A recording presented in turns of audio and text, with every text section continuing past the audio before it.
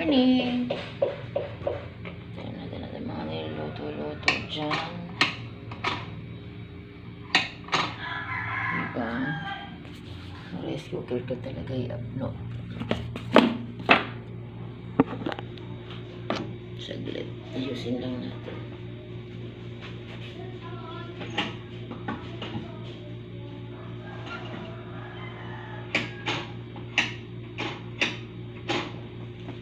Yung talaga niya, kailangang bamilan.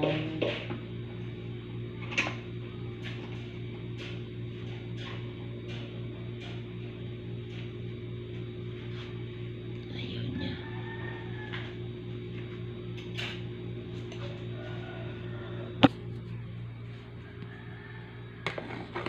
Wala akong ibang naisip na lutuin kay Alice kundi chicken. Chicken na lang.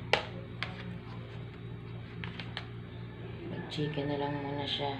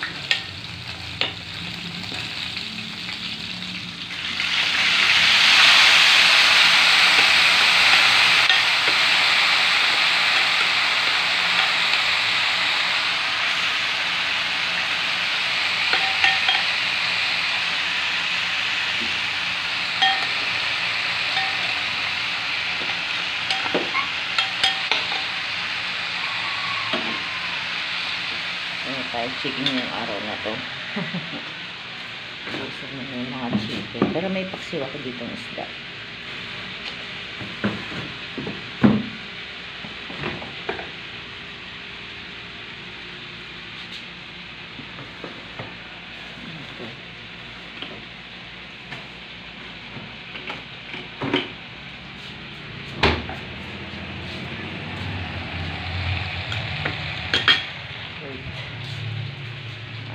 Coffee.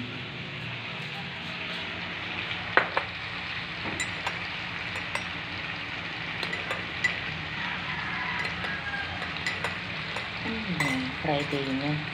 Friday pa na. Yan.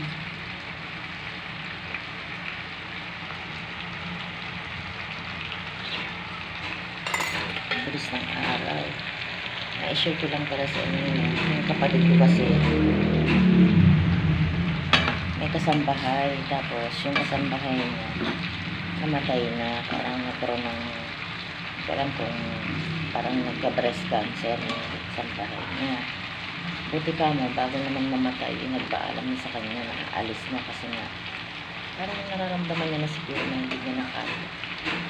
Ngayon, itong kapatid ko nagchat-chat na puntahan ko daw muna sila kasi nga nagpaparamdam, kaya baka itong Saturday laluluwas ako kasi bibigyan naman ko ng pamasahe. Mag-send daw siya sa Gcash, kaya sabi ko sige. Samahan ko daw muna sila doon. Ito naman parang wala pa namang pasok si Kim. Siya maghatid muna kay Tana kasi bukas ay sa Lunes pasok na si Tana sa school. First day ni Tana yun.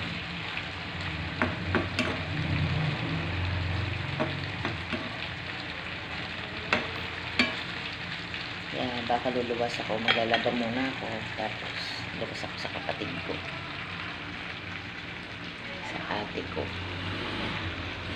sa QC. Ayun, di ba lang nakikita nyo naman, nag-vlog ako lagi yung nasa QC sa ate ko.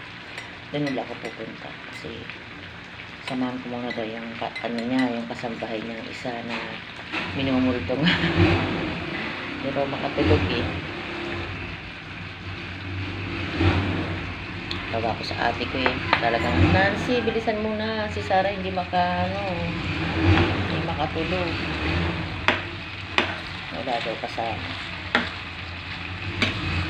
Kasi yung bahay ng kapatid ko, second floor, doon yung mga kwarto nila. Yung sa baba, syempre, doon yung maid nila, yung kanilang sambahay.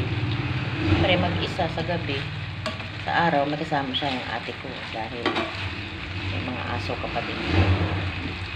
Pero sa gabi, syempre, solo-solo siya dahil may asawa yun eh. Kailangan naman di tabihan yung asawa, siya tabihan.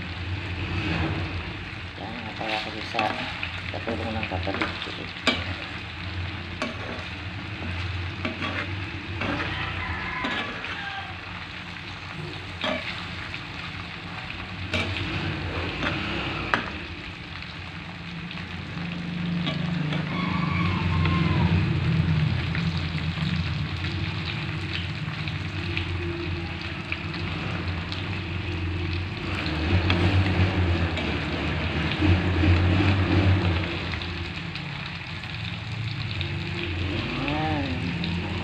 Chicken, luto na.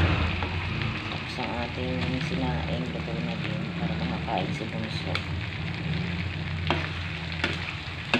Aga ng pasok ni Bunso. 5:40.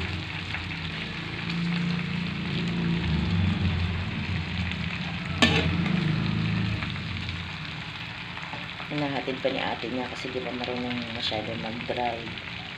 Pero yung motor, kanya talaga yan. Binili ng daddy niya. Binilhan ng Milo si Bunso. Automatic.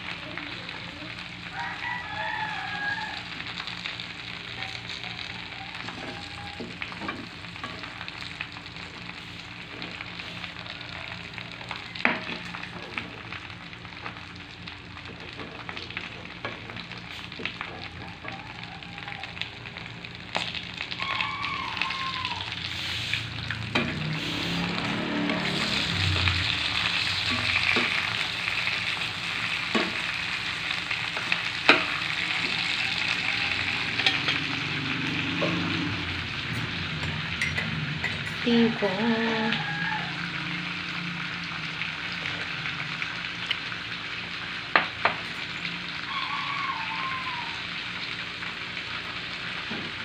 Ang na ng buhok ko. Ayan, pakulayan ko na to.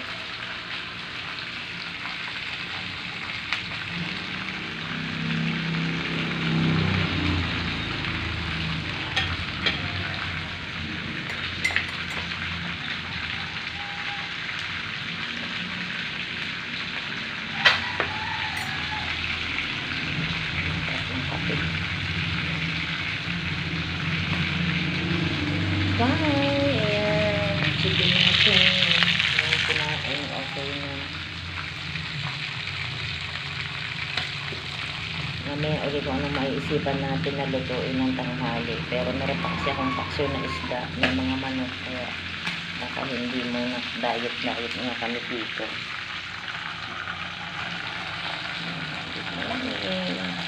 Okay na. Tama na. Okay na. Yung bigas ko hindi pa rin nabubuksan kasi meron pa kaming tira sa jasmine rice ko. Kaya inuubos ko muna. Bye-bye.